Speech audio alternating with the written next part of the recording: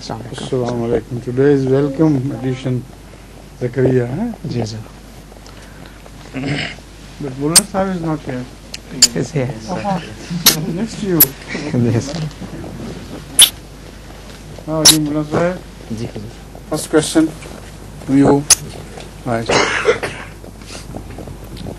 আসসালামু আলাইকুম হুজুর। ওয়ালাইকুম আসসালাম। কোরআন মজিদের সূরা নাম্বার 56 এবং আয়াত 71, এতে আল্লাহ পাক এক পর্যায়ে বলছেন যে আমরা ওই পানিকে লবণাক্ত করতে পারতাম। বিজ্ঞানের সাথে এই কথাটা কেমন যেন হয়ে যায়, একটু যদি বলেন। His question is based on verse number 70 and 71 of Surah Al-Waqi'ah. I'm going to read the verses. أعوذ بالله من الشيطان الرجيم بسم الله الرحمن الرحيم أأنتم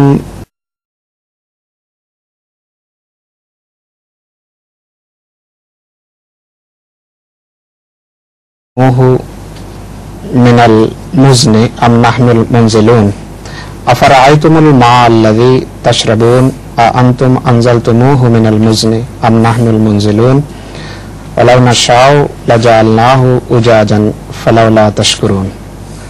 So the translation is English. I don't have. I think it's obvious to Huzur. I understand. His question is it a sort of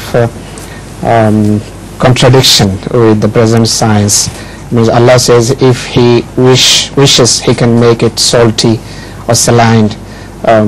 According to him, it's a sort of contradiction with the. I don't understand any contradiction in this at all. You see, Allah has made a system that when water vapors rise from the sea, they do not carry any salt. So Allah has not created that system. The entire water would be salty, which would reach us. Otherwise, the things which are evaporated, they carry something of that. You see, in a frying pan, your vapors of a frying pan carry the smell of whatever is being cooked.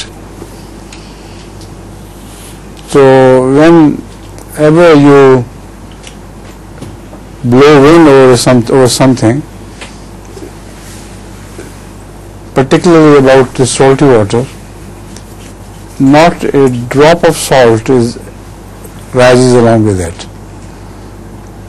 This is a particular system devised by Allah. It could be without it. It could have carried the salt, but it is completely purified. So there is no contradiction in it at all. Moreover, once the water is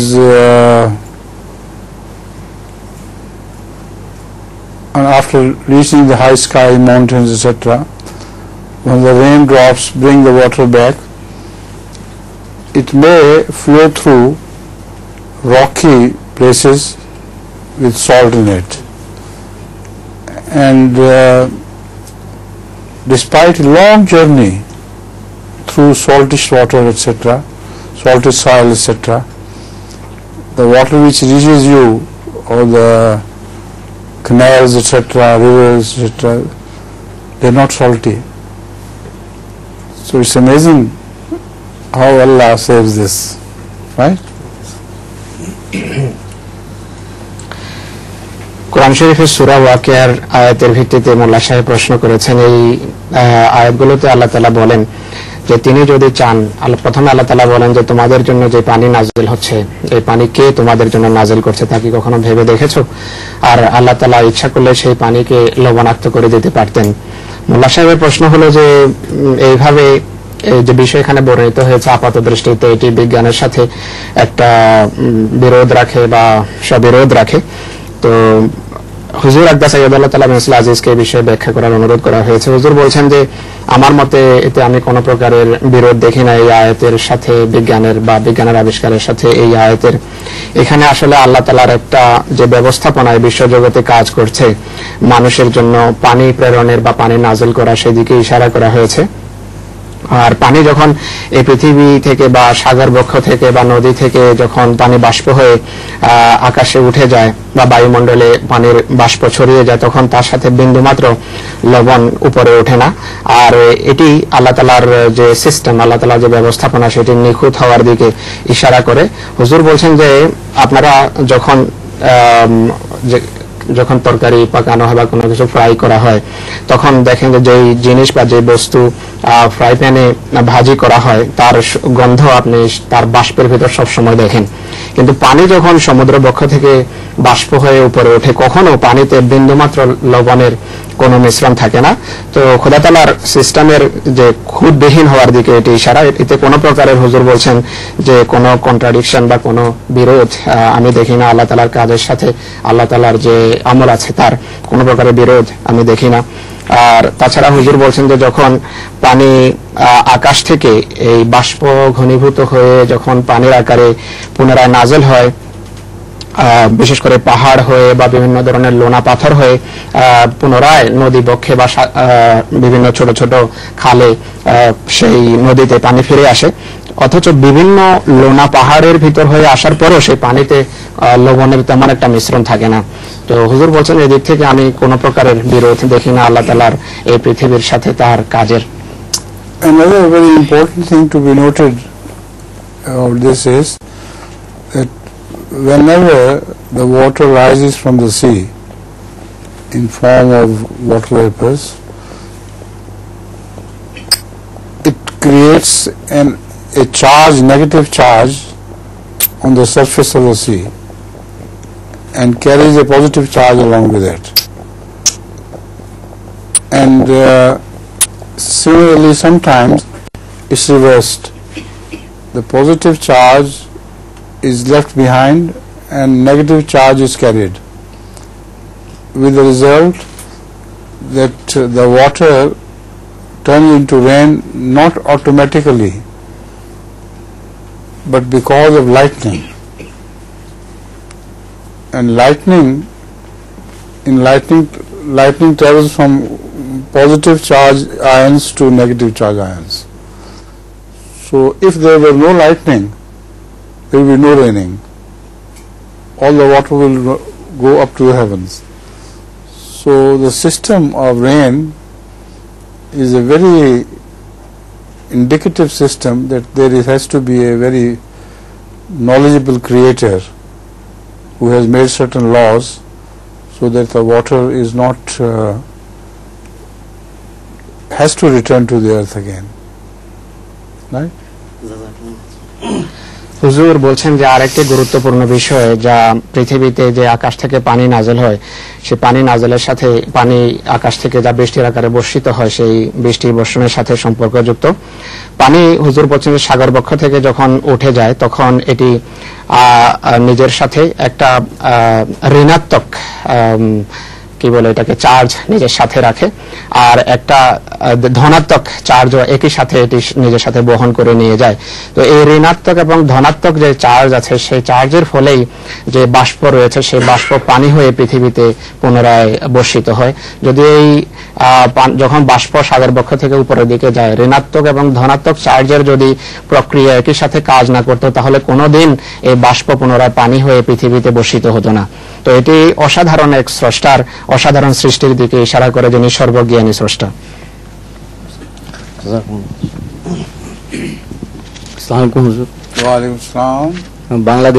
বাংলাদেশের চট্টগ্রাম থেকে প্রশ্নটি এসেছে। উনি কোরআন করিমের সূরা জুমার আলোকে বলছেন যে আল্লাহ তাআলা বলছেন যে তোমরা জুমার নামাজের পর রিজিকের সন্ধানে ছড়িয়ে পড়ো এবং আল্লাহ তাআলার ফজল অনুসন্ধান করো। এই ব্যাপারে হুজুর থেকে কিছু শুনতে যাচ্ছেন উনি। From Chittagong we have received this question, Huzur. Sorry,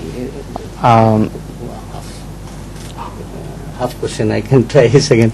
This question is this. It's not from Chittagong, it is his own question. No sir, this is from Chittagong. So why do you object to this? He couldn't complete. He says I didn't complete. complete question says in our Jamaat, জামাত দেখা যায় জুমার নামাজের পর general meeting করা হয় এবং executive বডির meeting করা হয়, এই ব্যাপারে উনি শুনতে চাচ্ছেন, প্রশ্ন ওনার এটা। According to Surah Juma, after Juma prayer we should disperse in the earth, seek Allah's fazl. Seek Allah's fazl or for provision or for livelihood. But in our Jamaat practice is in some cases different. After Juma we go for general meeting or executive meeting, this sort of meeting. It's a sort of they should not take too long in those meetings, or people will be repulsed from attending Juma. So burden should not be carried beyond one's capacity. So I think personally you are right in the sense that after Juma it's better to leave the people alone as soon as possible. Sometimes due to some announcements etc., people have to be requested to wait for a while, but it should be done as quickly as possible. চট্টগ্রামের এই প্রশ্নের উত্তরে হযরত আকদাস সাইয়্যিদুল্লাহ তাআলা বিন নাসিল আজিজ বলেন যে আসলে এটি আমাদের প্রাত্যহিক রীতি হওয়া উচিত নয়, অর্থাৎ জুমার পর মিটিং, আমেলার মিটিং বা জামাতের সাধারণ মিটিং এটি রীতিমতো হওয়া উচিত নয়, না হলে এর ফলশ্রুতিতে মানুষ জুমার প্রতি যে আগ্রহ আছে সে আগ্রহে ভাটা দেখা দেবে, সে আগ্রহ মানুষের ধীরে ধীরে উবে যাবে। তাই হুজুর বলছেন যে এটি হওয়া উচিত না, আর মানুষের উপর তার সাধ্যের বাহিরে কোনো চাপ সৃষ্টি করা উচিত না, যতটা সম্ভব তাড়াতাড়ি জুমার নামাজ শেষ হওয়ার পর মানুষকে যেতে দেওয়া উচিত। কোনো সময় বিভিন্ন কোনো জরুরি কাজে মানুষকে অনেক সময় অনুরোধ করা যায় যে আপনারা কিছুক্ষণ নামাজের পরে অপেক্ষা করেন জরুরি একটা আলোচনার জন্য, কিন্তু সচরাচর যেটি রীতি হওয়া উচিত তা হলো মানুষকে জুমার পর যেতে দেওয়া উচিত কোরআনের শিক্ষা অনুসারে। আসসালামু আলাইকুম হুজুর। হুজুর ব্যক্তিগত তাহাজ্জুদ পছন্দ করেন, কিন্তু আমরা যে ইজতেমার সময় বা জামাত তাহাজ্জুদ পড়ি এই সম্বন্ধে হুজুরের মন্তব্য জানতে চাই। In the light of Huzur's different question answer session, we know that normally individual tahajjud namaz is encouraged, but in our Jamaat sometime during different Jamaats Jalsa or Ijtima we arrange ba Jamaat tahajjud. So I think it's not proper, but the problem is that if you leave it to the individuals, they tend to forego it and overlook the importance of tahajjud. So that is why people are requested to come to say tahajjud by Jamaat. প্রশ্ন ছিল যে সচরাচর আমরা বা হুজুরের বিভিন্ন আলোচনার আলোকে বা হাদিসের আলোকে ব্যক্তিগত তাহাজ্জুদকেই পছন্দ করা হয় বা জামাত তাহাজ্জুদকে নয়, কিন্তু জামাতের বিভিন্ন অনুষ্ঠানে বা জামাত তাহাজ্জুদ হয় ব্যাপারে হুজুরের মতামত জানতে চাওয়া হয়েছে। তো হযরত আকদাস বলেন যে এটি ঠিক নয়, বা জামাত তাহাজ্জুদের এইভাবে ব্যবস্থা করা, ব্যক্তিগত তাহাজ্জুদের এই ব্যবস্থা হওয়া উচিত। কিন্তু সমস্যা হলো ব্যক্তির উপর যদি তাহাজ্জুদের দায়িত্ব ছেড়ে দেওয়া হয়, প্রায় ক্ষেত্রে দেখা যায় যে মানুষ তাহাজ্জুদকে উপেক্ষা করে বা আলস্যের শিকার হয়, তাহাজ্জুদ তারা ভুলে যায়। তো শুধু চেতনাকে জাগ্রত রাখার জন্য এটি করা হয়, নতুবা সব পছন্দনীয় তাহাজ্জুদ হলো ব্যক্তিগত তাহাজ্জুদ। Next please. আসসালামু আলাইকুম হুজুর। Assalam. হুজুর, জেরুজালেম তিনটি ধর্মের সাথে সম্পর্কযুক্ত, তো এর যুক্তিযুক্ত সমাধান কি হওয়া উচিত বলে হুজুর মনে করেন? Three major religions of the world, Judaism, Christianity and Islam, have got what should I say, emotional link with Jerusalem. This question we have received from Bangladesh. The questioner wants to know that what should be the just solution of this volatile problem. The just solution cannot be imposed in the present circumstances, because the Jewish have the upper hand there, the Jewish people, and some wise politicians have once mentioned that the capital of America lies in Israel. So it is remote control from Israel. They control the American policies. So because of this temporary situation, I hope it won't last for long. Nothing can be done about it, unfortunately. এই প্রশ্নের উত্তরে হযরত আকদাস সাইয়্যিদাহুল্লাহ তাআলা বিন নাসিল আজিজ বলেন যে Jerusalem সংক্রান্ত যে সমস্যা রয়েছে সেই সমস্যার বর্তমান যে যুক্তিযুক্ত বা ন্যায়সঙ্গত সমাধান আশা করা যেতে পারে বা প্রত্যাশা করা যেতে পারে বা যা হওয়া উচিত তা বর্তমানে সেটি বাস্তবায়িত হওয়া সম্ভব নয়। আর এটি হতে পারে না। হুজুর বলছেন যে এর কারণ হলো ইহুদিদের পুরো বিষয়ের উপর বা পুরো অবস্থার উপর বা পুরো রাজনীতির উপর বা পুরো পরিস্থিতির উপর নিয়ন্ত্রণ ইহুদিদের। তাই এমন অবস্থায় এর যুক্তিযুক্ত যে সমাধান সেটিকে আপনি সেখানে লাগু করতে পারবেন না কারো উপর। হুজুর বলছেন যে অনেক বুদ্ধিমান বা বিবেকবান রাজনীতিবিদ এই মন্তব্য করেছেন যে আসলে যুক্তরাষ্ট্রের রাজধানী হলো ইসরায়েলে, আর সেখান থেকেই যুক্তরাষ্ট্রের নীতি পরিচালিত হয়, আর সেই নীতির মাধ্যমে তারা সেই নীতির উপর ভর করে বা বলিয়ান হয়ে তারা এই অঞ্চলকে শাসন করে। যতক্ষণ পর্যন্ত এই পরিস্থিতি থাকবে মধ্যপ্রাচ্যের বা জেরুজালেমের এই যে বিস্ফোরণমুখ পরিস্থিতি তার সমাধান যুক্তিযুক্ত সমাধান সম্ভব নয়। ওয়ালাইকুম আসসালাম ওয়া রাহমাতুল্লাহ। মুসলিম ইসলাম আমাদেরকে উপদেশ দিয়েছেন গালি শুনে দোয়া দিও, দুঃখ পেলে সুখ দিও। ইহা কি মসিহ হওয়ার কারণে?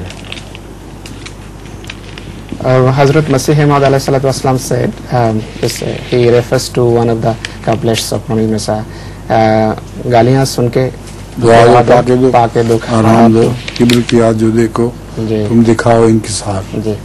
He says this couplet got in a link with the famous saying of Jesus that if anybody slaps on your one cheek, you offer him the other. The saying of Jesus is just totally ignored by Christianity. But this, as Masih Maud alayhi salatu wasalam's farman, should be acted upon, and Ahmadis do act upon it.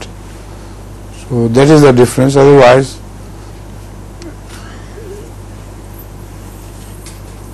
there is one other difference. They say turn the other cheek. This is not what Hazrat Masih Maud alayhi salatu wasalam has said. Hazrat Masih Maud alayhi salatu said that if anybody hurts you, it doesn't mean you offer the other part of the body to be hurt. As Masih Maud Islam says, you should try to give him comfort instead of taking revenge against him. So this is a very major difference between the two teachings. হযরত ঈসা আলাইহিস সালাতু ওয়াস সালামের যে প্রসিদ্ধ উক্তি যে কেউ যদি তোমার এক গালে চপেটাঘাত করে তুমি তোমার দ্বিতীয় গালও তার সামনে রেখো দ্বিতীয় চপেটাঘাতের জন্য। তো শরাফত আলী সাহেব বলছেন যে হযরত ঈসা আলাইহিস সালামের এই উক্তির সাথে হযরত মসিহ মাউদ আলাইহিস সালাতু ওয়াস সালামের যে প্রসিদ্ধ পংক্তি আছে যে গালি শুনে দোয়া দাও আর দুঃখ পেয়ে মানুষকে আরাম দাও, এর কোনো সম্পর্ক আছে কিনা বা যোগসূত্র রয়েছে কিনা। হুজুর বলছেন যে ঈসা আলাইহিস সালামের উক্তি তো আজকের খ্রিস্টানেরা পুরোপুরি ভুলে গেছে, কিন্তু হযরত মসিহ মাউদ আলাইহিস সালাতু ওয়াস সালামের এই যে উক্তি বা এই যে পংক্তি তার উপর আহমদীরা আল্লাহ তাআলার ফজলে আমল করে এবং অনুশীলন করে। এটি হলো পার্থক্য। আরো একটি পার্থক্য আছে, তারা বলে যে হযরত ঈসা আলাইহিস সালাম বলেছেন যে তোমার মুখের একদিকে বা তোমার এক গালে যদি আঘাত করে দ্বিতীয় গাল দাও, সেদিকে যেন মানুষ আঘাত করে ক্ষত বিক্ষত করতে পারে। কিন্তু হযরত মসিহ মাউদ আলাইহিস সালাতু ওয়াস সালাম এই ধরনের শিক্ষা দেননি। মসিহ ইসলাম বলেছেন যে কেউ যদি তোমাকে দুঃখ দেয় কষ্ট দেয় তাহলে শরীরের অন্য অংশ কষ্ট দেওয়ার জন্য দেবে না, বরং বলেছেন যে তোমরা তাদের জন্য দোয়া করো এর ফলশ্রুতিতে, আর দুঃখ পেয়ে কষ্ট পেয়ে তাদের আরামের ব্যবস্থা বা বিধান করো। এটাই হলো পার্থক্য ঈসা আলাইহিস সালামের উক্তির সাথে হযরত মসিহ মাউদ আলাইহিস সালাতু ওয়াস সালামের পংক্তির। হুজুর, আজকাল ইউরোপ আমেরিকা কানাডা সহ পৃথিবীর বিভিন্ন উন্নত দেশগুলোতে অ্যান্টি ফিশিং ক্যাম্পেইনার নামক একটি দল তাদের কার্যক্রম চালিয়ে যাচ্ছে। এরা এমনকি অ্যাংলার এবং ফিশারম্যানদেরকে হুমকি ও নানাবিধ ভয়ডর দেখাচ্ছে। তো এই ব্যাপারে হুজুরের মূল্যবান বক্তব্য শুনতে আগ্রহী। Nowadays in Europe, America or Canada, there is a group is called, and the name of the group, I don't know, their purpose is they make a campaign against fishing in different points of the sea or ocean, and sometimes they become very aggressive and hostile to those who go for fishing in the sea. What is Huzur's opinion? No, I think it's not a generalized affair. They particularly campaign for some special fish not to be taken because of the shortage of that fish.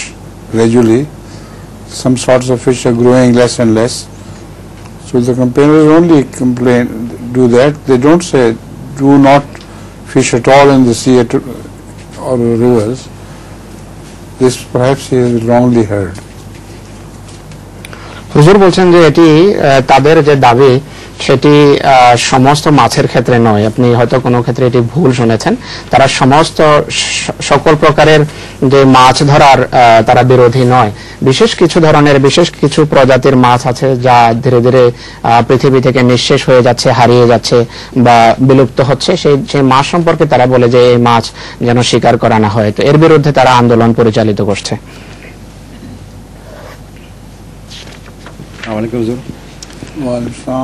হুজুর সূরা আল শুরা আয়াত শুরা और शुरा আয়াত 21 হযরত মুসা আলাইহিস সালাম বলেন যে আমি যখন তাকে মেরে ফেলছি আমি জানতাম না, আমি ভুলে ছিলাম। হুজুর নবী কিভাবে ভুল করতে পারে? Huzur from Dhaka, Nazir Ahmad Bhuiya sahab sends this question. He says in this verse of Surah Ash-Shu'ara, Allah says that about Moses, وَفَعَلْتَ فَعَلَتَكَ الَّتِي فَعَلْتَ وَأَنْتَ مِنَ الْكَافِرِينَ قَالَ فَعَلْتُهَا إِذًا وَأَنَا مِنَ الضَّالِّينَ. So it is obvious. The question is how a prophet can be min ad-dallin. You see, the question of dallin is the meaning of dallin very wide. It has a very wide circle. Dallin means one who is led astray by one's anger, and that dallin does not mean he has lost the right path totally. They are two different things altogether. So Hazrat Musa alayhi salam prayed to Allah, and I did it under anger. I was overpowered by my anger, and that led me astray in the sense that I boxed our common enemy, and he died on the spot.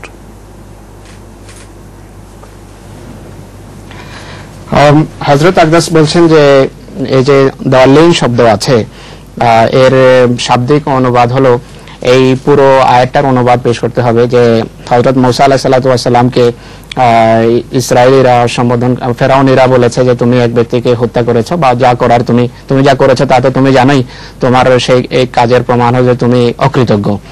আর হযরত মুসা আলাইহিস সালাম তাদের উত্তরে বলেছেন যে আমি এই কাজটি যখন করেছি, তোমাদের এক ব্যক্তিকে আমি ঘুষি মেরে হত্যা করেছি, সেই অবস্থায় আসলে আমি ভুল করেছি এবং ভ্রান্তির ভিতর ছিলাম বা ভ্রষ্টতার ভিতর ছিলাম।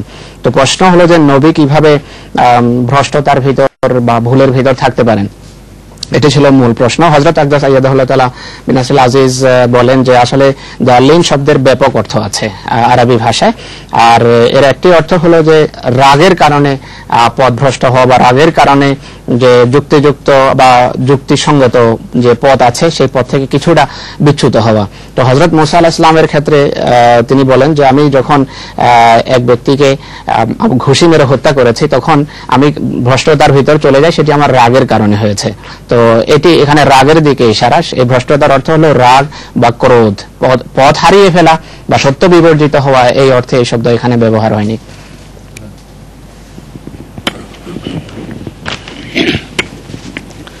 আসসালামু আলাইকুম হুজুর।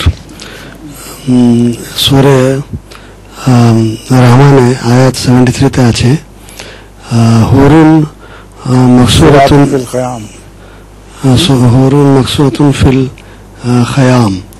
এর খায়ামের মানে একটু হুজুর বোঝা যাবে। As Huzur himself read the verse, his question is the hur will be in tents. What is the interpretation of tents?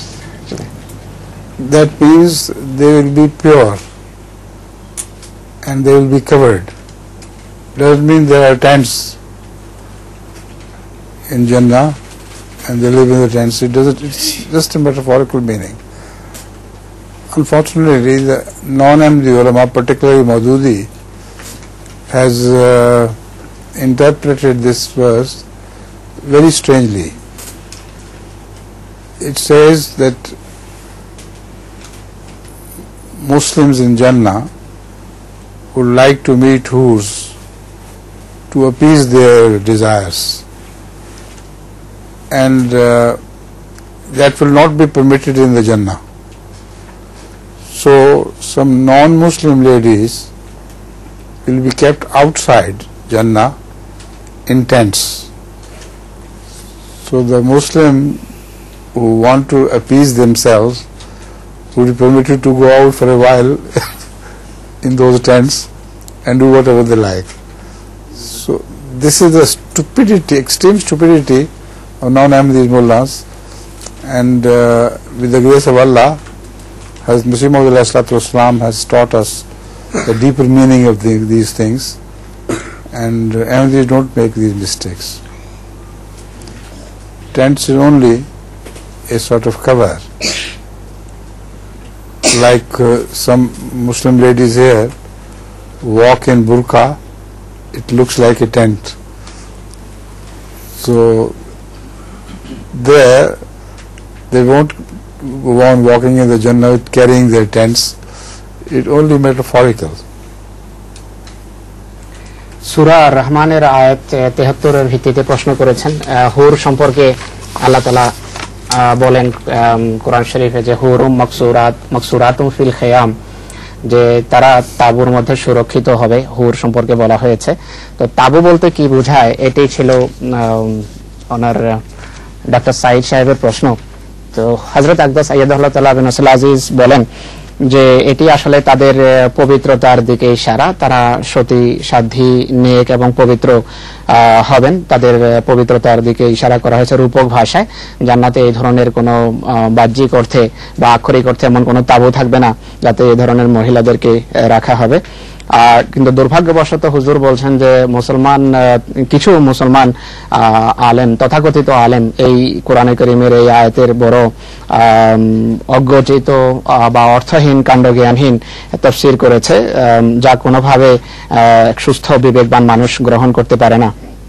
মদুদির তাফসীরের দিকে বিশেষ করে হযরত আকদাস ইশারা করেছেন। মদুদি বলে যে জান্নাতে যখন কোনো মুসলমান জান্নাতে যাবে তখন তার নিজের যে চাহিদা বা কামনা বাসনা চরিতার্থ করার প্রয়োজন হবে। তো জান্নাতে তো সেই বাসনা এবং কামনাকে চরিতার্থ করার কোনো উপায় থাকবে না, তখন জান্নাতের বাহিরে নাকি তাদের জন্য একটা ব্যবস্থা থাকবে নাউজুবিল্লাহ আল্লাহর পক্ষ থেকে।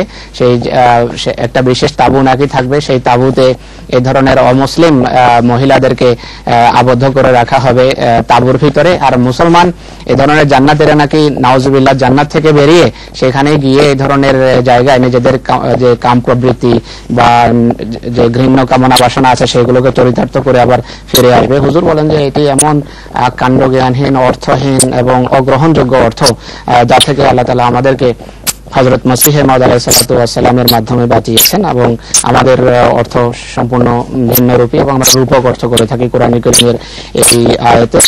আর হুজুর বলছেন যে জান্নাতের পরিস্থিতি এমনই হবে যে আজকে আপনারা দেখেন যে একজন সম্মানিতা মহিলা যখন বোরকা পরিহিত অবস্থায় থাকেন, সে বোরকা আপাত দৃষ্টিতে তাবুর মতো মনে হয়, কিন্তু জান্নাতে এই ধরনের কোনো তাবু বলতে কিছু থাকবে না। এগুলো রূপক অর্থে আল্লাহ তাআলা ব্যবহার করেছেন জান্নাতের মহিলাদের পবিত্রতার, পরিচ্ছন্নতার এবং তাদের পুণ্যবতী হওয়ার দিকে ইশারা করার জন্য। Another thing should be noted, very important, that only men will not go to Jannah. Women will also go to Jannah, the ladies, and the Quran is very specific about it. So what do you suggest for them? If who are women or females, what will females do with them?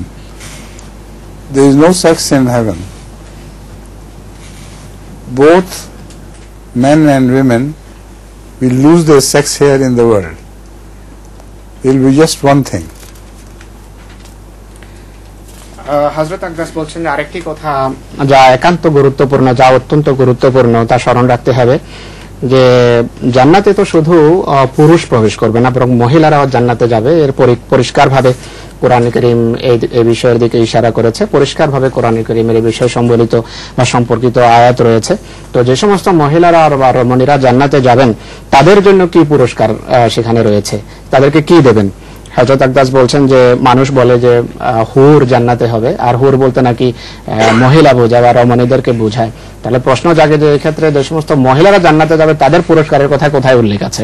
তাই হুর বলতে শুধু মহিলার দিকে ইশারা নয়। আর জান্নাতে এই ধরনের যখন জান্নাতে মানুষ প্রবেশ করবে তখন সেখানে লিঙ্গের সাথে কোনো সম্পর্ক নেই, পুরুষ বা মহিলার সাথে কোনো সম্পর্ক নেই। যেখানে এই ধরনের শব্দ ব্যবহার হয়েছে রূপক ভাষায় ব্যবহার হয়েছে। Next. আসসালামু আলাইকুম স্যার। সূরা আল মায়েদার 12 নং আয়াতকে সামনে রেখে এই প্রশ্নটা যে বর্তমান বিশ্বের যেখানে যেখানে মুসলমানরা বিভিন্ন জাতি অথবা গোষ্ঠী কর্তৃক নির্যাতনের শিকার এবং বিভিন্নভাবে তা প্রতিরোধ করার চেষ্টা করছে, উপরোক্ত আয়াতের আলোকে তাদের এই প্রতিরোধ বা প্রতিক্রিয়া কিরূপ হওয়া উচিত বলে আপনি মনে করেন? 12 নম্বর।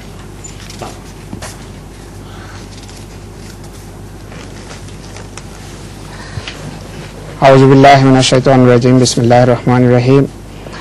ইয়া আইয়ুহাল্লাযীনা আমানু যকুরু নি'মাতাল্লাহি আলাইকুম ইয হাম্মা কওমুন আইয়াবসুতু ইলাইকুম আইদিয়াহুম ফাকাফফা আইদিয়াহুম আনকুম ওয়াত্তাকুল্লাহা ওয়া আলাল্লাহি ফালিয়াতাওয়াক্কালিল মুমিনুন। He says that today Muslims are target of torture from different people, different nation. So in the light of this verse, this doesn't apply to the present situation. It applies only to the situation prevailing during life of Hazrat sallallahu alaihi wasallam. In the present situation, it is wrong to say that the Muslims are made target. The Muslims themselves make target of others. So it's a both way flowing system. Muslim fanatics make targets of the non-Muslims, and the non-Muslims in response make target of the Muslims. So this is a two-way flowing system. এই আয়াতের অনুবাদ হলো যে হে যারা ঈমান এনেছো, তোমরা তোমাদের উপর আল্লাহর নিয়ামতকে স্মরণ করো। যখন এক জাতি তোমাদের উপর তাদের হাত বাড়াতে চেয়েছিল তখন তিনি তোমাদের উপর হতে তাদের হাত রুখে দিয়েছিলেন। সুতরাং তোমরা আল্লাহর তাকওয়া অবলম্বন করো এবং আল্লাহর উপর মুমিনগণকে নির্ভর করো। তো প্রশ্ন যা পেশ করতে যাচ্ছিলাম আমি, যে আজকে মুসলমানগণ পৃথিবীর বিভিন্ন জাতির হাতে নির্যাতনের শিকার, ওনার প্রশ্ন ছিল যে এমন পরিস্থিতিতে মুসলমানদেরকে কি করা উচিত। হুজুর বলছেন যে এই আয়াত আজকের যুগের সাথে সম্পর্কযুক্ত নয়, এটি রাসূল করিম সাল্লাল্লাহু আলাইহি সাল্লামের যুগের জন্য বিশেষ। সেই যুগের মুসলমানদের সাথে, সেই যুগের পরিস্থিতির সাথে এটির বিশেষ সম্পর্ক ছিল। আর আজকে তো মুসলমানেরা শুধু আক্রমণের লক্ষ্যস্থলে পরিণত হচ্ছে না, বরং তারা মুসলমানেরাই সমস্ত আক্রমণের জন্য দায়ী। তারা অন্যের উপর আক্রমণ করে অন্য মুসলিমের উপর বা অন্য গোরাদের উপর, বিধর্মী বা ভিনধর্মী গোরাদের উপর তারা আক্রমণ করে, আর ফলশ্রুতিতে পাল্টা তারা আক্রমণের শিকার হয়। তাই হুজুর বলছেন যে এই আয়াতটি আসলে রাসূল করিম সাল্লাল্লাহু আলাইহি ওয়াসাল্লামের যুগের ক্ষেত্রে প্রযোজ্য। আমি আজকে বাংলাদেশ থেকে এসেছি, ওখানে বাংলাদেশে আমি সাহেব বাংলাদেশের জামাতের পক্ষ থেকে আপনাকে সালাম বলেছেন, স্পেশালি এমটিএ কর্মীরা এবং অর্গানাইজাররা। তো আমার কাছে একটা বাংলাদেশ থেকে আসা প্রশ্ন আছে, সেটা হচ্ছে মসজিদে আমরা যখন নামাজের জন্য অপেক্ষা করি তখন আমি সাহেব অথবা নায়েবে আমির ওনাদের জন্য কতক্ষণ অপেক্ষা করা উচিত নামাজের আগে, নামাজের জন্য? First of all, he conveys salam from Jamaat and MTA workers of Bangladesh. Secondly, he says that this is our system, that our Jamaat's appointed Imam, he waits for the arrival of Amir and National Amir in the mosque, even after the appointed time of prayers. The question is how long they should wait. Is 5 minutes, no more. তো এই প্রশ্নের আমাদের জামাতের নিয়ম রয়েছে যে আমির বা নায়েব আমিরের জন্য ইমামরা অপেক্ষা করেন নামাজের সময় হয়ে গেলেও। তো মতিউর রহমান সাহেব ঢাকা থেকে এই প্রশ্ন পাঠিয়েছেন। তো এই প্রশ্নের উত্তরে হযরত আকদাস সাইয়্যিদুল্লাহ তাআলা বিন নাসিল আজিজ বলছেন যে 5 মিনিটের বেশি অপেক্ষা করা উচিত নয়। আসসালামু আলাইকুম হুজুর। Sometimes there is a meeting of Amila and because of that the prayer is delayed, but that should be announced prior to the fact of praying. Then people won't mind. হুজুর বলেন যে কোন কোন সময় জামাতের গুরুত্বপূর্ণ আমেলার মিটিং হয়, এই ধরনের কোন মিটিং এর কারণে যদি নামাজে আমির বা কর্মকর্তাদের আসতে বিলম্ব হয় তা পূর্বাহ্নেই বা পূর্বেই তার এলান হওয়া উচিত, জামাতকে জানিয়ে দেওয়া উচিত বা নামাজীদেরকে জানানো উচিত যে কিছুটা আসতে বিলম্ব হবে, তাহলে মানুষ আর এখানে পাল্টা প্রতিক্রিয়া দেখাবে না। I don't personally approve it. Amla meeting should be broken. Prayer is much more important. You should say the prayer on time and then go back to the meeting. হুজুর আকদাস সাইয়্যিদুল্লাহ তাআলা বিন নাসিল আজিজ ব্যক্তিগতভাবে এটিকে পছন্দ করেন না। তিনি বলেন যে নামাজের যখন সময় হয় তখন আমেলার মিটিং পূর্ব থেকে চলতে থাকলেও সেই মিটিংকে ভেঙে নামাজের জন্য যাওয়া উচিত, নামাজকে প্রাধান্য দেওয়া উচিত, মিটিং এর বাকি অংশ তারা পরে করতে পারে নামাজের পরে। আসসালামু আলাইকুম হুজুর। ওয়া আলাইকুম আসসালাম। জুম্মার প্রথম খুতবার পর দ্বিতীয় খুতবার প্রথম বসিতে হয় কেন? After the first sermon of Jummah, why Imam sits for a few seconds? This is Sunnah. Rasulullah sallallahu alaihi wasallam used to do this and we follow it exactly as he said it. এটি হযরত রাসূল করিম সাল্লাল্লাহু আলাইহি সাল্লামের সুন্নাত অনুসারে আমরা করি। হযরত রাসূল করিম সাল্লাল্লাহু আলাইহি সাল্লাম জুমার নামাজের প্রথম খুতবার পর কিছুক্ষণ কয়েক সেকেন্ড বসতেন, বসে দ্বিতীয় খুতবা প্রদান করতেন। তো হুজুর সাল্লাল্লাহু আলাইহি সাল্লামের সুন্নাতকে অবিকল আমরা আক্ষরিকভাবে অনুসরণ করি। Yes, Qudus. আসসালামু আলাইকুম হুজুর। হুজুর রাসূলুল্লাহ সাল্লাল্লাহু আলাইহি ওয়াসাল্লাম এর যুগে ঘড়ি ছিল না, নামাজ ও ইবাদতের সময় কিভাবে নির্ধারিত হতো? There was no clock or watch at the time of Rasul Karim sallallahu alaihi wasallam. So how they went by sun and moon. So they calculated their time according to the sun and the moon. রাসূল করিম সাল্লাল্লাহু আলাইহি ওয়াসাল্লামের যুগে সূর্য কোনো ঘড়ি ছিল না। তো নামাজ এবং অন্যান্য ইবাদতের সময় কিভাবে নির্ধারিত হতো? হযরত আকদাস বলেন যে সূর্য এবং চন্দ্রকে দেখে তারা টাইম নির্ধারণ করতেন। সূর্য চন্দ্র অনুসারে সূর্য চন্দ্রের যে গতি এবং যতক্ষণ আলো দেয়া বা অন্ধকারের যে ডিউরেশন আছে সেই অনুসারে তারা নামাজের এবং অন্যান্য ইবাদতের সময় নির্ধারিত করতেন। Now this little one has a question, huh? G sir. আমার প্রশ্ন হলো, আমরা জন্মদিন পালন করতে পারি কি? My question is, can we celebrate our birthday? No, it's not proper. In Ahmadiyyat, this birthday system is discouraged very strongly because we do not inherit this system of birthdays from any prophet of Allah. the greatest birthday should be the birthday of Ahmad Sallallahu Alaihi Wasallam, but the Muslims of his time never celebrated that birthday. So that is why we teach Ahmadi boys not to celebrate their birthdays. আমরা আমাদের জন্মদিবস উদযাপন করতে পারি কিনা হযরত আকদাসের পরিষ্কার উত্তর হলো না, এটি ঠিক নয়। আর আহমদীয়তে এটিকে সবসময় নিরুৎসাহিত করা হয়। তার কারণ হলো যে সমস্ত নবীরা এসেছেন বা অতীত হয়েছেন তাদের কারো জন্মদিন কখনো উদযাপিত হয়নি। আর পৃথিবীতে সবচেয়ে বড় জন্মদিন যা উদযাপিত হতে পারত, যদি হতো কোনো সময়, তা হযরত মুহাম্মদ সাল্লাল্লাহু আলাইহি সাল্লামের হতে পারত। কিন্তু হযরত রাসূল করিম সাল্লাল্লাহু আলাইহি সাল্লামের মান্যকারী প্রথম সারির সাহাবীরা কখনো এই ধরনের বা প্রথম শ্রেণীর যে মুসলমান আছেন তারা কখনো রাসূল করিম সাল্লাল্লাহু আলাইহি সাল্লামের জন্মদিবস উদযাপন করেননি। তাই জামাতে আহমদিয়াতে এটিকে সবসময় নিরুৎসাহিত করা হয়। বিশ্বকবি রবীন্দ্রনাথ ঠাকুর হযরত মসিহ মাউদ আলাইহিসসালামের সময় জীবিত ছিলেন বলে জানা যায়।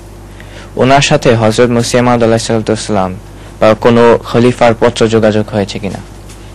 From America somebody has sent this question. He says Rabindranath Tagore was a contemporary to Promised Messiah alayhi.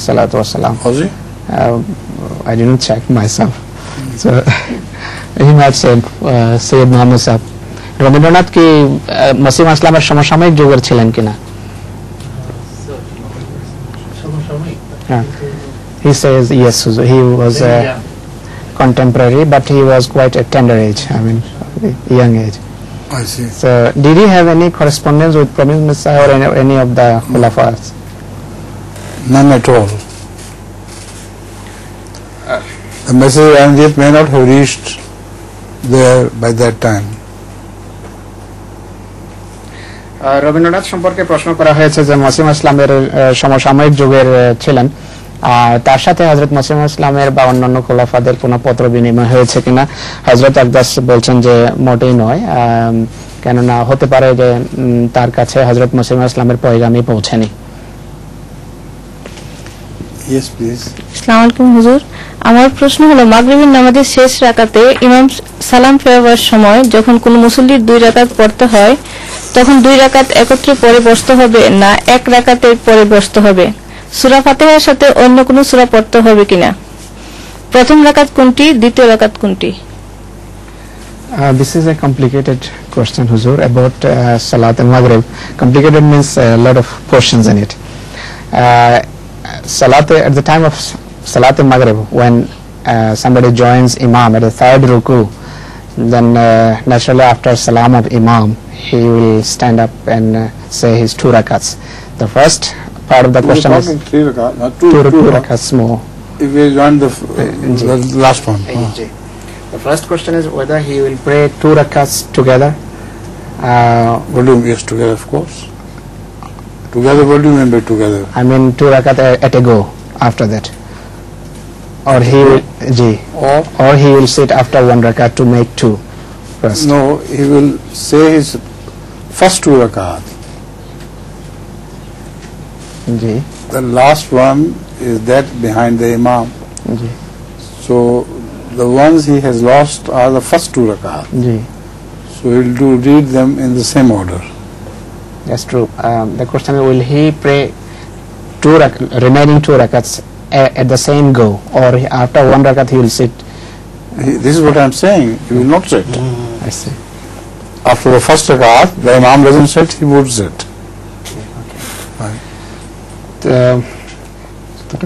হুজুর বলছেন যে সে তার 1 রাকাত যা ইমামের সাথে পড়লো, সালাম ফেরানোর পর তারপর সে উঠে দাঁড়াবে এবং তার নিজের 2 রাকাত একাত্রে পড়ে তারপর বসবে এবং বসে সালাম ফেরাবে। 3 রাকাত হয়ে গেল। তো বাকি অংশ আর পেশ করছে না। কোরআন কারীমে আল্লাহ তাআলা বলেছেন জান্নাতের পাতা দিয়ে নিজেদেরকে ঢাকো। হুজুর, জান্নাতের পাতা বলতে কি বোঝায়?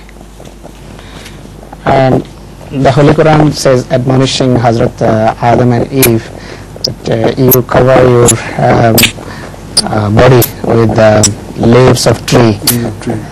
What is the meaning of leaves of tree? Leaves of tree doesn't mean actually they should cover with the leaves. It means with istighfar you cover yourself. So that is a metaphorical expression only. And now your song, I am going through very quickly, just to give you an opportunity to sing a song of welcome to Zakaria. And this sweet meat is for that, on your behalf. आए वो दिन के हम जिनकी चाहत में गिनते थे दिन अपनी तस्कीन जहाँ के लिए. Excellent choice. आए वो दिन के हम जिनकी चाहत में गिनते थे दिन अपनी तस्कीन जहाँ के लिए. फूले तुम पर फरिश्ते निछावर करे और कुशादा तरक्की की राह करे. आरज़ूएं मेरी जो दुआएं करे रंग लाए मेरे मेहमान के लिए. रंग लाए मेरे मेहमान के लिए. मेरे आंसू तुम्हें दे रमे जिंदगी दूर तुमसे करे हर गमे जिंदगी. मेरे ज़करिया का है दमे जिंदगी बने अमृत मेरे कल्बो जा के लिए.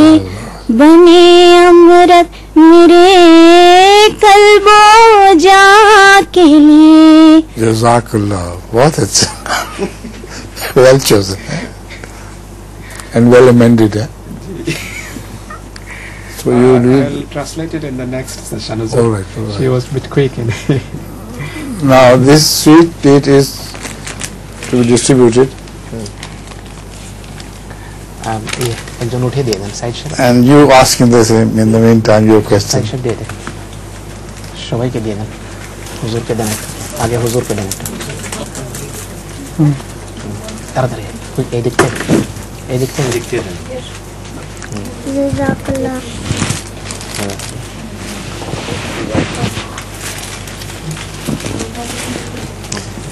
Yes, your question. No question?